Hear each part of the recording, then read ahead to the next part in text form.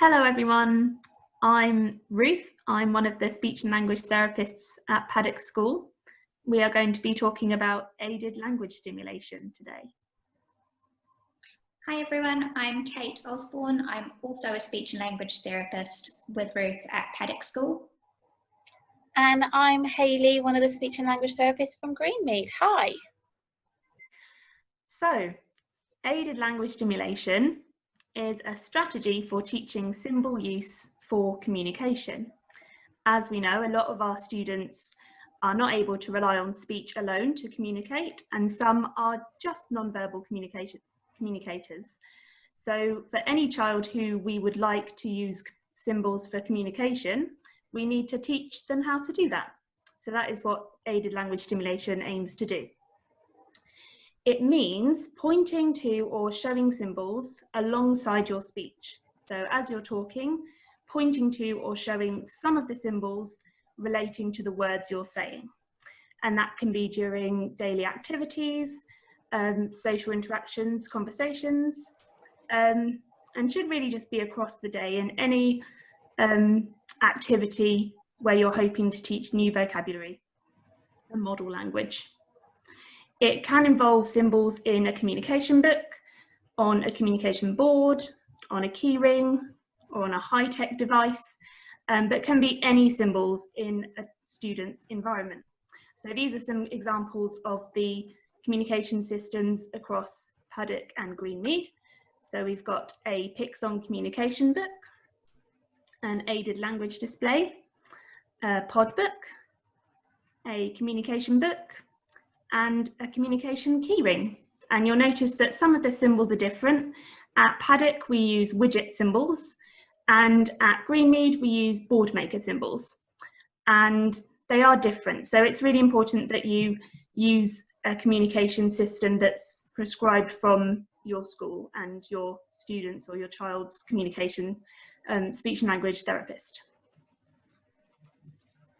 Cool. So why do we use aided language stimulation? So essentially, this is the strategy that we use to show your child how to use symbols to communicate. So I think it's really helpful to think about using symbols to communicate a little bit like if you were trying to learn a foreign language. So if you can imagine you've got an English-speaking child and you'd really like them to learn to speak Japanese, think about all the things that you would need to do to help them to learn to speak Japanese. We know that it would not be enough just to give them a Japanese dictionary. We'd need to teach the child how the words sound, what they mean, when to use them, and how they all fit together. So it's not enough just to give them a piece of paper with the Japanese words written down. And similarly, we know that just providing the symbols isn't enough for your child to learn how to use them. We need to teach them what each symbol means, when and how to use the symbols.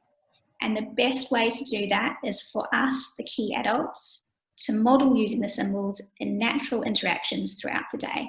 And that is aided language stimulation. So apart from teaching the words, it also means that we normalize using symbols as a form of communication. It's not just something we expect the child to do, but we can make them feel more comfortable to do it by us, their key adults, also using the same system as them. We're also supporting their language development. So we're showing them what the words mean and helping them to remember them. We know that it's more likely that they will remember the words if they can see the symbols. We're also reducing the demand on the child. So aided language stimulation is a really nice way to introduce a child to communication. We don't put any pressure on them to use the symbols themselves until they're ready. So this is a really nice visual representation of what Kate was just trying to say when we're thinking about input and output. So the input is what we do to show and teach the child language and communication strategies, and then the output is what they do. So if we are wanting them to use symbols to support their spoken language or to support their communication, we need to be giving them all this input with symbols as well, because if we're talking to them using spoken language and we're expecting them to talk with symbols, everything's getting muddled up in the middle, and they're not being taught how they're supposed to use this system that we've given them. So we need to be giving them lots and lots of input with symbols, which is what aided language is all about, and then hopefully they'll be able to use symbols for their output and to aid their communication. And we also need to think about what opportunities we're creating, as already mentioned, because a child will only be able to use the words that we provide them or that we teach them to use, and they'll then choose from those words which is most motivating, what gets the biggest effect or gets them what they want.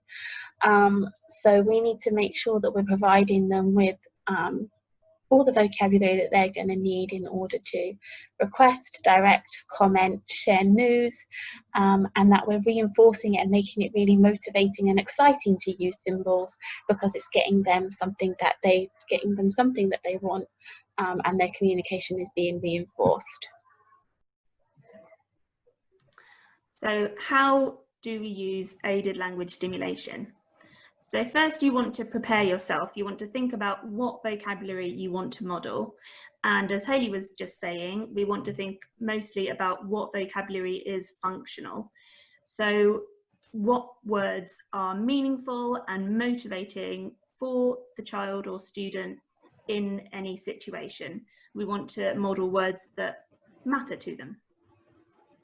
And we also need to check whether the word is available. Do we have access to the symbol that we want to model? Because if we want to model it, we need to be able to either show it or point to it.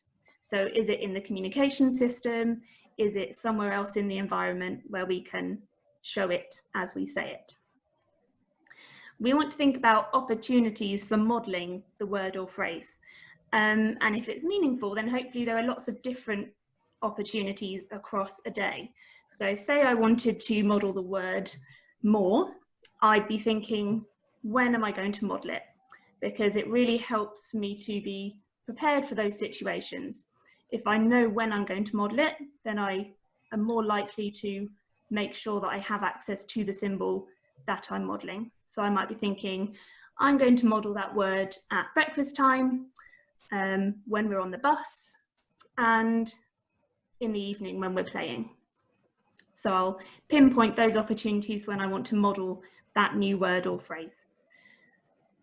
You want to make sure that you and the child or student can see the symbols being used. And that's often something that trips us up when we're new. So we practice what we're doing, we make sure that we're pointing to the symbols that we're modeling, but we forget that not everyone can see. So you want to have the system or the symbol somewhere where both you and the child or student can see it. This is the main practice of aided language stimulation. As you speak, point to the symbols for the keywords in your message. So not every word that you're saying, just the words that are most important to convey meaning in that message. So literally as you say a word, point to the symbol for that word as you say it. We're going to have some video examples for these, and Kate is going to speak a bit about keywords in a minute. And finally, don't worry if you make a mistake.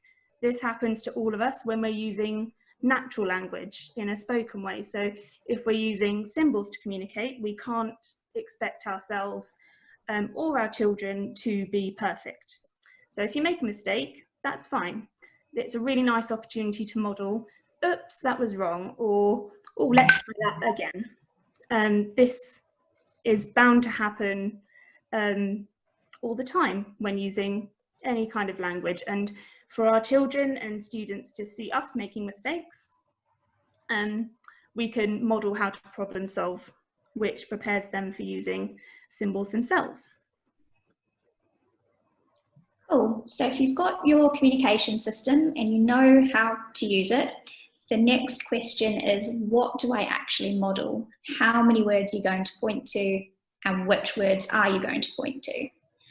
So the number of words that you will point to will depend on your child's level of communication.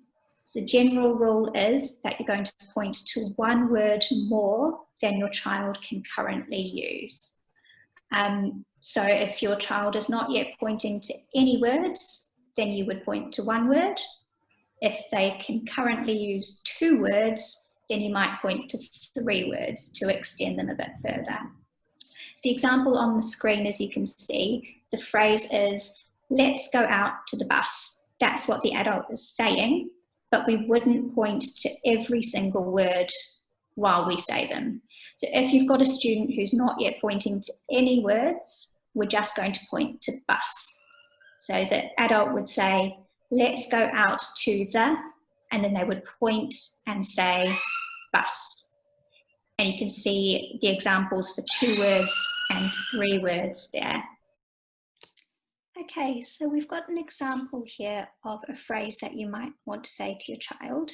The example is, do you want to play? So I'm going to give you a few moments now to have a go at identifying what the key words in this sentence are. So think about what word you would want to model using aided language stimulation if you could only point to one word for this sentence. And then again, what would you choose if you could model 2? And what would you choose if you could model 3? So I'll give you a few moments now to think about those keywords.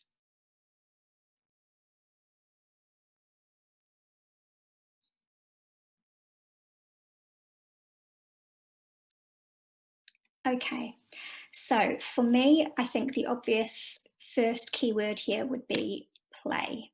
That's the word that I think carries the most meaning in this phrase. So next we have a video example of what this would look like using aided language stimulation. So you'll hear Ruth's voice saying the whole sentence, but you'll see her point to play only. And she's doing this using a Pixon board, or also called a core vocabulary board. And this is a form of communication system that we have a lot of at Paddock School. Do you want to play? Okay, and next, if I was to choose 2 keywords, I would still choose play and I would add want. So again, here's a video of Ruth saying the whole sentence, but pointing to want and play on the core vocabulary board. Do you want to play?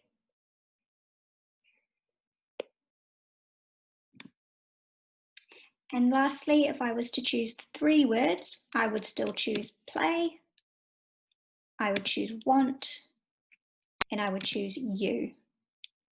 And again, let's see Ruth modelling this sentence.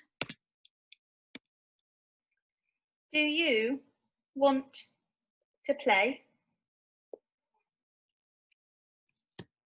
Okay, so that's an example of the keywords that I would be likely to choose to model using aided language stimulation with this particular phrase.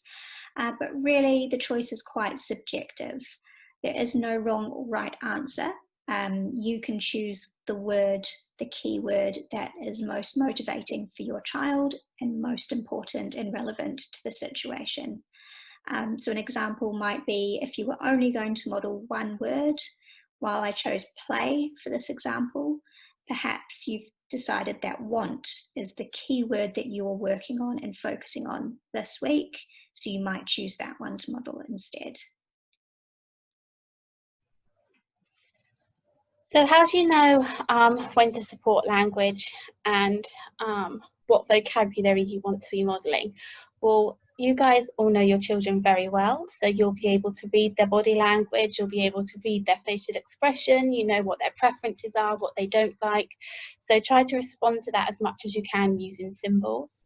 So if your child does something with their body that you know indicates something, use a symbol to reinforce what that action does. So say, for example, you know that they might rock in a chair because they're very excited by something. You might use your Pixon board or your communication book or your core vocab symbol to keyring to model like, so that they know that when they're moving in their chair and they're getting excited, that is communicating like to you. Also, if they look to something, if they eye point to something that they like, or they reach for something that they like, you might use your symbols to model the word want, because that is them telling you that they want something, and you're teaching them how to do that with symbols. So you might say want and then give them the thing that they want. You can teach the meaning of new words as well in this way, by how you respond to things.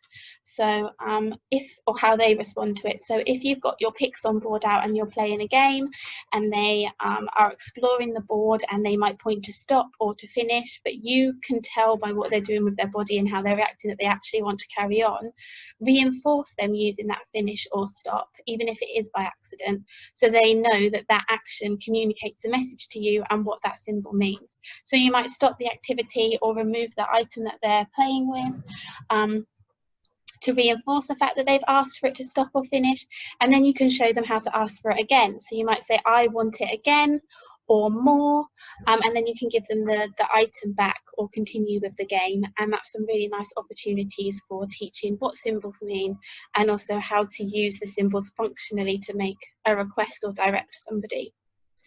And when you're teaching new vocabulary, try to think about how we use the word. So some words we use in multiple contexts for multiple meanings. So we've put down here an example of go. So we use go to say go away. We use it in ready, steady, go games. We also use it to say that we're going somewhere, so let's go. But things like play as well. So you might use play to play music, or to start a video or a DVD, but you might also use it to say that we're going to play together in this game. So think about some cool words that you might want to start modelling, and think about the different activities and reasons to use those words. So we also want to think about how to expand the child's message. So thinking again about keywords, if a child is using one word, then we want to model 2-word phrases. So for example, if a child is saying bubbles because that's their favourite thing, we would repeat that word to them to confirm. So we'd say bubbles too, but we might add a word so that we can model 2-word phrases that child can move on to when they're ready. So we might model more bubbles, or like bubbles, or big bubble. So they're all phrases that when the child is ready to move on to 2 words, they might start using. And we, as we're working with symbols, will model those phrases as a 2-symbol phrase. So we'll point to those words as we say them. And we might think about modeling other functions of language. So maybe our child is mostly requesting, which is really important, but we would like them to do other things with their language, like comment and give opinions and give instructions. And as with vocabulary, anything that we would like them to use, we need to model lots of times before we put any expectation on them to use it themselves. So if we'd like them to comment on what they can see, we should model what we can see. So I see a tree, I see a big cat, I see the sunshine. And we would model those words with spoken language because that's natural for us, but we model it with symbols because that might be easier for the child to use as well. So again, just modeling language and vocabulary that we want to teach and we would like our child to start using. Always use lots of pauses to give the child time to communicate. This is really important, especially as they're just learning new vocabulary and possibly taking on a completely new communication system. It does take a lot of time, and often it takes more time than we think it will need. So sometimes it just needs you to count to a certain number in your head. So maybe count to 5 or count to 10, and it's not as long as you think it feels. So give plenty of time for them to chip in. So, and sometimes it's important just to let them go first in an interaction, just to make sure that they're engaged and really interested. If you've given some choices, again, give a big pause and give them lots of opportunity to communicate, and try not to speak for them. So that's the next point. Try to let them give their own voice, because we don't want them to build up an expectation that we'll fill in the answers for them. And another important point with aided language stimulation is that we need our children to know that the expectation is for them to point to pictures by themselves. It's quite common for children to become dependent on an adult to help them with the pointing, with hand-over-hand support. And whereas that hand-over-hand support can be necessary in the beginning stages, it's really important that we fade that out as quickly as possible, so that the child doesn't get too used to having your hand helping them when pointing to pictures.